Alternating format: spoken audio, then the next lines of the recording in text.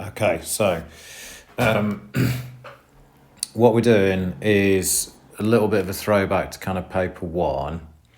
Having said that, when you look at the paper one text and you're analysing for meanings and representations, just remember that on paper two, when you are looking at those two kind of comparative texts for the different social context stuff, there is going to be kind of crossover between them. And obviously it's the same kind of skill set with just some slight variations in terms of having to kind of link back to, well, essentially an issue of language and the way in which it's kind of perceived by the author. But you're still looking at the overall context, you're analysing the language techniques. So I've got a kind of paper one style text for you, and we'll have a quick look at it. I will start with just a bit of a recall around the kind of the genre features to go into an introduction. Then we'll kind of think about the actual, again, those lines of argument, the way in which you're going to kind of develop those points, rather than simply going, okay, then there's this thing, then there's this thing, then there's this thing, then there's this thing. And what I want you to do for me, you don't have to write a whole essay. Don't try and write a whole essay. You can either choose to write an introduction or one of the points, depending on what you think you're kind of weaker in terms of doing.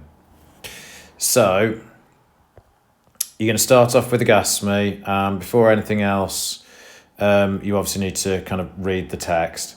It looks like this when you open it up. It's because it's a pamphlet, it would be folded over. So this page that I've got a 1 on here is the first page. And you want to kind of go to that first. So this one here. Oh, this is where technology is being very funny for me. There we go.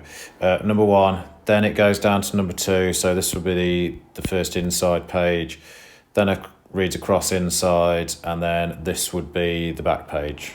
Okay, so 1, 2, 3, 4. It won't necessarily make sense if you read them out of order. Okay, so if you're following this through in terms of the video, then you want to kind of pause for a moment and just have a read through the text yourself, rather than kind of jumping ahead. Otherwise you won't have a clue what I am on about.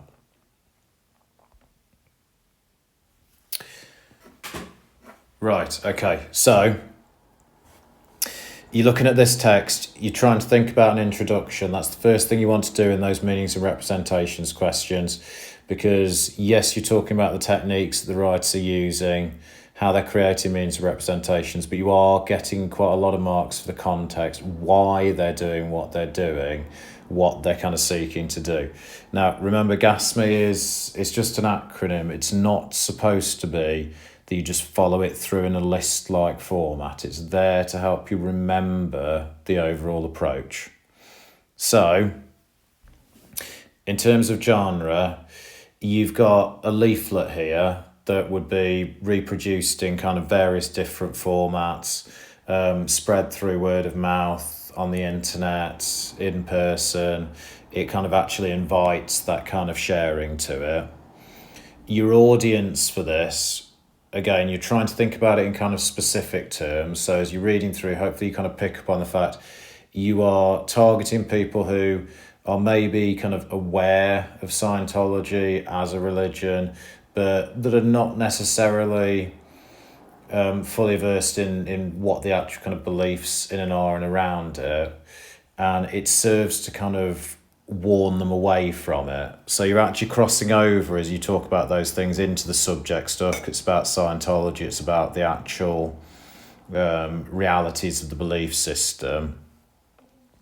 And in terms of the purpose, if you're warding people away from it, then you've got a kind of persuasive purpose. You've also got a kind of an informative purpose working alongside, in terms of trying to kind of, justify why you're warding people away. And then obviously within it, you've got the kind of the entertain type element, because you're there is a humorous tone. This is kind of a background type thing, but there is a kind of humour that's used in alongside. Mode era are important here.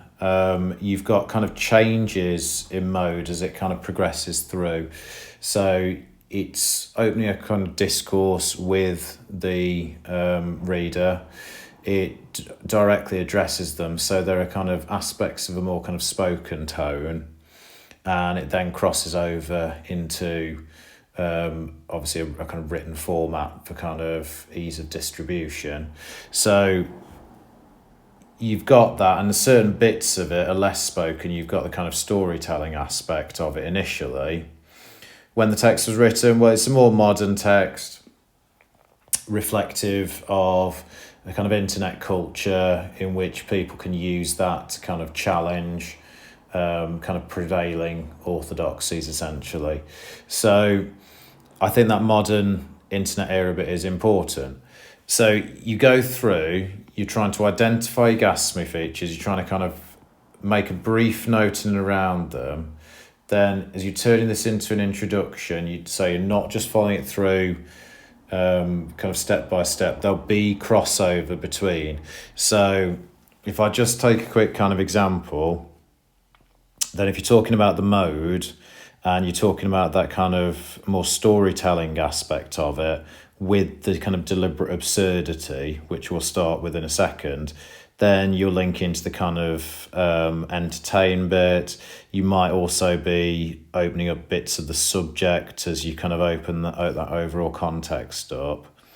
When you're talking about the kind of the audience and the author, that idea that it's a critical pamphlet that's critical of Scientology, aiming for that kind of readership that's maybe kind of less aware. So you're getting crossover between these as you actually express them in statements, in sentences, in your narrative. You're not just going to get a straight up kind of then there's this, then there's this, then there's this. Not if you want kind of nice, effective introduction. Okay, so that's one option. You can kind of try working in around that. Now for the next bit, what you want to think, you've got only around about kind of 20 to 25 minutes in the exam to actually write up a piece of analysis for these texts. You've got to kind of read, annotate. You've got this means representations one, the second one, and then the comparison one. So you're very limited on time frame, and you want to kind of draw features together, not talk about them in isolation. So if I take this one to start with, again, the question is asking about meanings and representation. So one of the easy ways to kind of go at it is to sort of go, well, what is it representing within it? Often with a text, there'll be kind of different things that are represented in different ways to make the overall point. So I would say a line of argument could run something like, it represents the ideology that underlies Scientology as absurd. You then want to find multiple pieces of evidence within the text in order to kind of draw that out. So,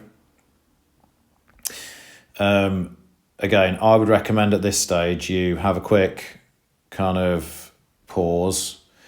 You look through the text, think about how it's kind of phrased to make this kind of whole ideology seem absurd. So rather than just wait for me to give you the answers, you're trying to practice and you're trying to think, well, what terminology can I apply as I'm kind of developing that point? So pause me for a minute and just have a look yourself, okay?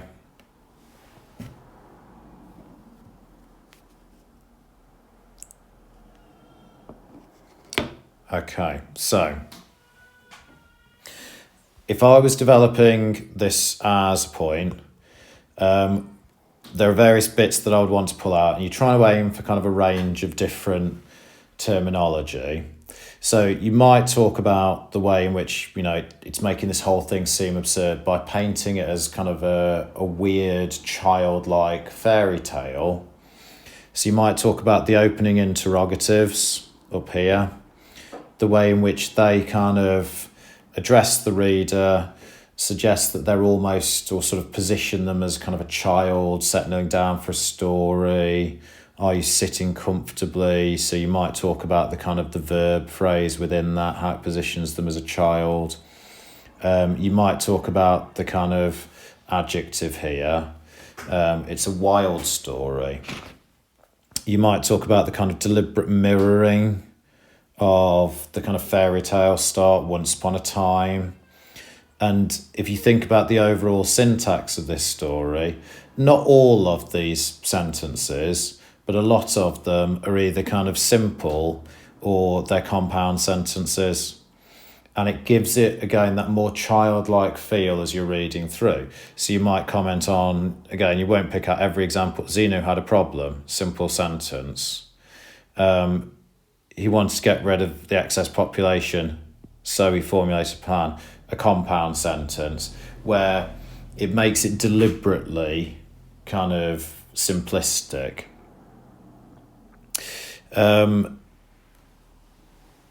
You could then kind of go on and just some of the deliberately more absurd images that it draws out. Something like kind of this later bit. These DC-8 planes flew to the planet Earth where the paralysed people, numbering in the hundreds of billions, were stacked around the bases of volcanoes. So you could talk about your kind of subordinate element there, the fact that it kind of suggests something kind of hyperbolic, billions of people stacked around the bases of volcanoes. The overall kind of deliberate comparison here, the analogy between these kind of DC-8s, which are an older type of plane, suggesting that the whole story isn't very inventive. And you might then kind of work into the final interrogatives and the way in which it kind of suggests and sort of positions the audience as kind of in agreement with the author once they've actually looked at it. So what do you think of that story? What? You thought it was ridiculous? You could talk about the post-modifying adjective. It's in italics, so it implies a kind of prosodic stress, a kind of complete disbelief in what they're kind of saying. You've got the simile, that again, it's got a kind of film-esque quality to it. It's not really a religious belief. It's more kind of an extreme sci-fi film. And just this kind of, again, this series of questions that kind of already imply that they know what the reader response is going to be. So if you think about how that would work out as a point, I might not even have time to talk about all of this, but you talk about an adjective, the initial interrogatives that set it up, the verb phrase, the mirroring of the fairy tale. You've got the simple sentences and compound sentences, the way in which the absurdity is built up through some of the subordinate clauses that make the story seem very extreme. And then you've got the actual closing bit that goes with the story that kind of suggests that the reader will have aligned with the writer, that they begin to see it's kind of ridiculous. So you could build up with that, and there's quite a nice range of terminology and evidence that you're building in and across. So that's one line of argument sorted. You then want to think about your other lines of argument. So if I take something like this one, it positions the audience as unaware of the realities of the religion, but suggests they will find it laughable as it's revealed to them. That's something that they kind of build up on as they kind of go through. So beyond the kind of central background story, you get further kind of beliefs about Scientology, and it kind of, again, it suggests the absurdity.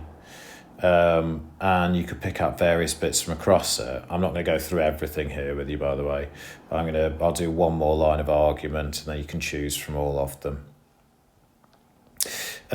You might look at the way in which it represents the current members of the group, and the way it places them as kind of victims who weren't knowledgeable enough to actually make sense of what was happening. And you might have just the way the author positions themselves as just knowledgeable and insightful about Scientology, and the way it sort of suggests that actually it's quite sinister. Actually, it's quite kind of vulgar, corrupt, that they know what they're doing and there's sort of a horrible immorality to it. So I'll pick out a couple of other bits, but I'm not going to do it in as much detail as for the first point. So we might have, let's see, let's take something like this. So I'm talking about the current members as victims. So if I change around to that, hang on, let's just scribble on that. And I go and I look down here. If its members had known about this story when they first joined, they would never have gotten involved. Okay? So you've got a type of subordinate clause, you've got a conditional element that goes with it. So if the members had known about this story, that's the condition, then they would never have gotten involved. And it suggests that those who've been brought into it are kind of suckered into it. They have not realised exactly what they're kind of buying into, essentially. I could, if I'm talking about the kind of sinister nature of the organisation, I could move into kind of on the back page. For decades, L. Ron Hubbard's instructors on how to crush any opposition worked well. So this kind of metaphorical crushing, the way in which it, reflects a kind of damaging nature to the institution. The fact that rather than referring to it as a religion, you've got noun phrases like his loyal cult members, where cults, you could talk about the connotations to it. You could talk about the further imagery of destruction, destroyed lives, families. You talk about the kind of the emotive kind of aspect that goes with families there. And if you were kind of on the idea that I want one for the other line of argument. If I go back onto here even, maybe something like, now you know their big secret, for which an individual pays hundreds of thousands of dollars. Don't let that deter you from joining them, though. Again, where it just kind of sells up the absurdity. There's like an irony, a sarcasm. Again, you've got the imitated prosodics, etc. You've got the subordinate element here, for which an individual pays hundreds of thousands of dollars, kind of implying that there's this kind of gross loss that people won't want to kind of follow themselves. And you've got the author who kind of, now you know their big secret. You've got this adverb of time suggesting that they've kind of transformed the knowledge of the reader, this is something completely new to them. So you could do kind of quite a lot in and around that, and just bits that kind of follow. Feel free to copy and distribute this flyer. The kind of the imperative nature of that, suggesting that the audience may well want to kind of now go on to challenge what they've read about, to kind of help with this kind of operation. So the point, people, you're just kind of going back, you're having a practice back through this kind of meanings and representations bit. You've got the kind of introduction that you can do as an option. You can also have a go, just one of these points. Obviously that first one we've done in a bit more detail, but you can have a go with one of the other points as well, where you've got a bit to kind of go on with that, but you can pick out other bits from across the text. You're aiming though for kind of at least 3 bits of evidence per point. If you're doing one of those points with this kind of range of terminology and stuff that comes in.